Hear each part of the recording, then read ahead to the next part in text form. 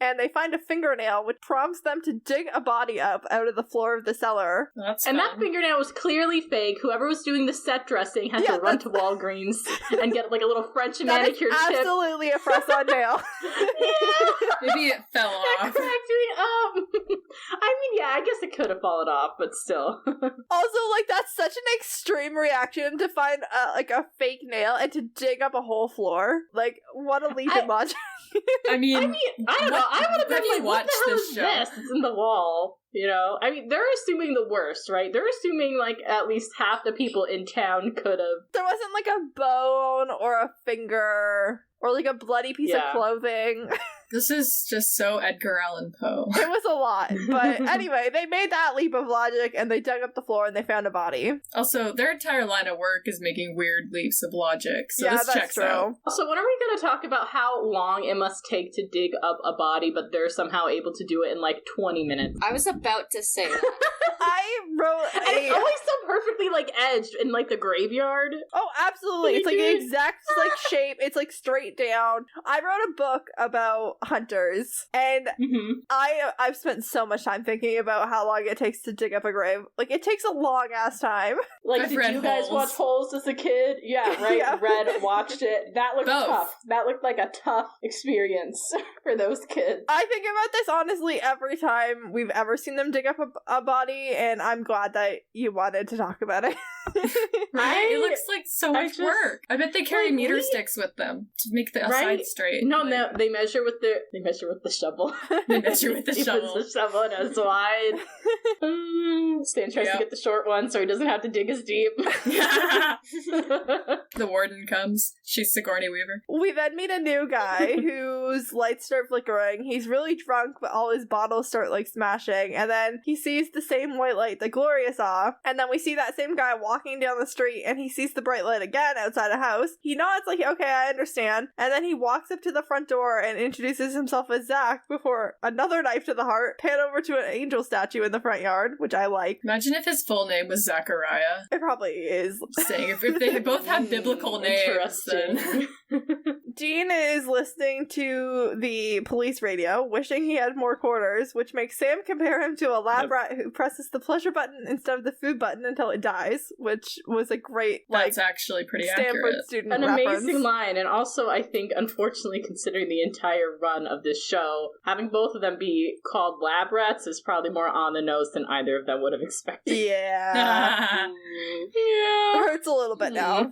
But it is also weird that they wanted to make the point of Dean being very self-indulgent this time, whereas Sam is kind of being really empathetic, so maybe they were trying to play up, like, holiness connection or something. Yeah, I think that's part of it, too, for that's sure. interesting, yeah. Yeah, actually, because both the people that have killed for this so-called angel have been both, like, indulging in, like, temporal vices, like smoking and alcohol. It's interesting, then, that it's Sam that goes through this, like, later in the episode and not Dean. But that's really interesting because Dean's character, like, as a whole, really appreciates, like, the good things in life.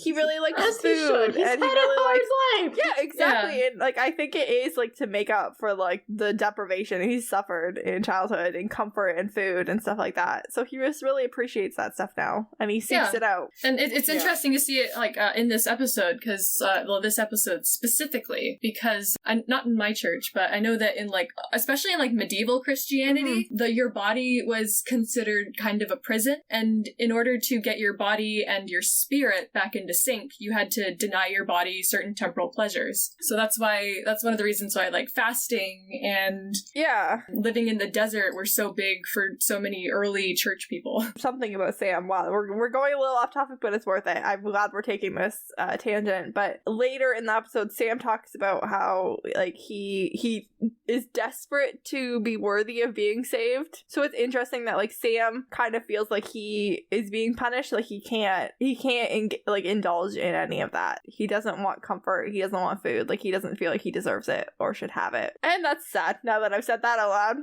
Wow. I just want to highlight that it says many times in the scriptures that you are always worthy of being saved. That's the whole point of it. We're gonna get to that. We're gonna come back to that. That was mainly for the audience. Sam's lost cause. Sam says that 3 students from the library where Carl, the first guy that Gloria stabbed, worked, have gone missing. So he probably killed them. So that's horrible. Yeah. Only Where one of were the those other bodies is bodies? accounted Did we for. just not? We just don't account for them. Just don't have the screen time. Yeah, those families are never gonna find out what happened to their loved ones. You know what? That's sloppy. Any one of those could have been turned into a vengeful spirit. Absolutely. They're cutting corners as hunters. Well, they already dug up the first grave. That's enough work for today. Yeah, I'm just gonna pretend that they do it off screen. Yeah. I mean, Carl's already dead, so he's not going to tell anyone where the bodies are. It's cool. Dean tells Sam that Zach Smith, the other guy, killed that guy we just saw him kill, and then went to the police and confessed, just like Gloria, and presumably the unnamed person before Gloria did. And Dean makes a Roma Downey joke. Roma Downey played the angel Monica in Touched by an Angel. So that was a fun joke. The boys go to the crime scene, because they're always fucking up crime scenes. Oh yes, not a true episode unless they do that. This was when I also noticed that Sam is out of his cast. I don't know when he got out of his cast. I meant to be paying attention. He was definitely in the cast 2 episodes ago. So we gotta check the last episode. I'll have to go back and look. Night Shifter was the one before that. Yeah. I'm like 99% sure he didn't have the cast in Night Shifter. I couldn't remember. There was so much happening in Night Shifter that I forgot to look. It was pretty intense, that's fair. But he did beat up 2 SWAT members, so it would make sense that he didn't have the cast on anymore. Yeah. The victim of Zach Smith's stabbing, Frank, seems really normal until Sam unlocks a file on his computer and finds out he's been chatting with Jennifer, a 13-year-old. Ew. Dean is immediately out. He does not want to hear about any of those details. He does not want to hear about it. He is horrified. This is the best Dean's been written, I think, all season. Yeah. Okay, at least you got that. Also, can I just say, as someone whose whole name is Jennifer, whenever you get excited because you're like, oh, they used my name as a character. So this was not excitement when this name did pop up, and I was like, oh, my name? Oh no. It's alright. Jennifer's a common name. I'm sure it'll show up again. Probably. Yeah, There was only one it Meredith, comes up- though. Yeah. Aww. And she got murdered in the cold open. I was fine with that. Yeah, she might have got ripped apart, quite literally. Yeah. It was in season 1. It was actually, I wasn't that mad about it, honestly. I thought it was pretty funny.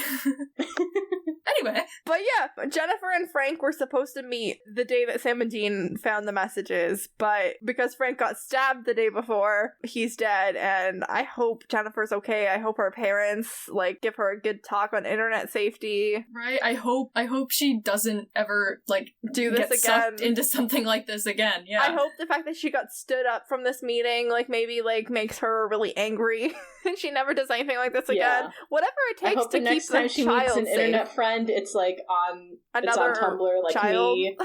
Yeah, it was another child on Tumblr who was also into Supernatural, and then we ended up living together in Europe for a year, so it really worked out. That's amazing. Yay. I spent 4 hours last night talking to both Driver Picks the podcast hosts, the Australian and the Canadian one. We just started chatting about Castiel for 4 hours. That's a great thing to talk about. Internet friends. Friendly reminder, don't give out your information to strangers. Yeah. Be internet safe. So many teenagers do that nowadays, and just please, Internet safety for is your own important. Good. Yeah. Sam uses the word avenging angel, and Dean says nothing, but he's visibly offended. And then Sam has a whole argument on his own. He's preemptively fighting with Dean. He does a whole thing where he does both sides of the argument. Which I love. That is such a Sam, I've been, with my brother for, 20 years, and I just know what he's gonna say moment. Siblings. He doesn't give Dean the chance to participate in the fight, he just has the whole fight himself. Dean connects both victims, Frank and Carl, to Our Lady of the Angels, a local church you can tell is in a bad neighborhood, because as we're seeing the outside of it, we hear police sirens. That's your signal that we're in a bad neighborhood. Nice building, though. It looks beautiful. The boys lie and say that they're from Fremont, Texas, but the priest calls them out a little bit and is like, well, you must know this priest, and they do not. Well. Father Reynolds seems like a really nice guy. He's really dedicated to his community. He's like talking about the victims. I mean, I hate calling them victims because they're scumbags, but they did get stabbed in the heart, so... Yeah, just because you're a victim doesn't mean you're an innocent victim. Yeah, it doesn't mean you're a good person. You can be a pedophile and still be murdered. It's unfortunate, but that can be true. Thanks for that, KJ. They should take that more as like a warning. Like, you can be a pedophile and you can still get murdered. I feel like your chance of getting murdered might go up, to be honest, and no one's gonna feel bad about it also. It's a pretty hazardous hobby. Don't be gross. Yeah, don't be a bad person. Sam asked about the Archangel Michael, like a painting, and I was like, okay, we are getting really on the nose here. He's a fighter of demons and a fighter against evil. Angels are often depicted as God's warriors, and he also like does a quote from Luke that I didn't bother to write down. As the boys are leaving, Dean points out a memorial on the church steps, and we find out that 2 months ago, Father Gregory was robbed on the church steps and died without last rites. Can we not linger on the steps where 2 months ago a man was robbed and murdered? That seems very unsafe at this point. Like, if 3 of them are just out there talking about the murder that happened, like, basically where they're standing. That sucks. I don't know. Whenever I go to Rhode Island, I only go to Westerly. None of this Providence nonsense. I feel like, I mean, I've never been to Rhode Island, but I feel like this is, like, a very, like, a large amount of crime. For any town. I've heard that some parts of Rhode Island are nicer than others. I am being serious, so I really only go for the beaches. We might be biased because Canada has the murder rate of like Ohio, like the entire country of Canada. Wow. Yeah. That's pretty interesting. I learned something. Yeah. Father Reynolds says he's been praying for divine intervention / deliverance, and Dean picks up the photo and says, "This is the vengeful spirit. Father Gregory would have heard these people's sins and confessions, and now he's killing them all off." Can we just talk about how funny it is that the killer is a ginger priest? Sam really wants to believe that Father Reynolds could have accidentally summoned an avenging angel. Like, really wants to believe that. Yeah. Dean calls Sam Mr. 700 Club, which was a reference that I had to look up because I had no idea what it was. But the 700 Club is a talk show on the Christian Broadcasting Network. It's been around since the 60s. It's on its 31st season. It airs every weekday since 1966. It's a live show with a studio audience, and to quote directly from their website, it's a mix of news and... Okay, apparently I can't quote directly from their website because I can't talk. Satan. It's the work of Satan. It's a mix of news and commentary, interviews, feature stories, and Christian ministry. Fun. Not on my to-be-watched list, but it's still on. That's kind of cool. Then how does Dean know about this? I know he watches a lot of TV. Like, channel surfing. I have never heard of the Christian Channel Broadcast surfing Network. enough to remember this and use it as a reference? I don't know. I mean, it's on every single day. Right? He must have been really bored when he tuned in. Yeah. Probably. I bet he's tuned in more than once.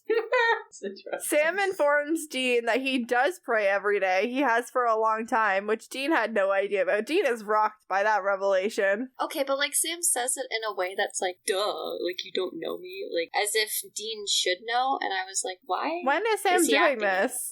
Yeah, another thing also, that we don't see on screen. Well, I don't know. Also, I feel like the tone in which he says it is one that I've used before when I tell people I'm religious and they act all kind of taken aback. Like surprised, like you don't look like someone they expect to be religious. Yeah, and there's a little bit of like defensive tone in there. Like, yeah, I pray every day. I think that's a bit of what it is too. I think like Sam's like, Dean said it kind of jokingly, like, oh, like, are you gonna start praying every day? And Sam was like, well, I already do. Like, I think he was just like a little bit upset that Dean was like making a joke out of it. Yeah, that's fair, because I guess I'm just imagining that Sam has the same reaction we do, as in, like, you're together so often that, like, how do you not see him praying at least once in a while? Like, and honestly, it's, I feel like Sam would be kind of hurt that this is obviously something that's important to him and Dean's making fun of it. Yeah, I think that's it. And I don't know, to me, I've always kind of envisioned,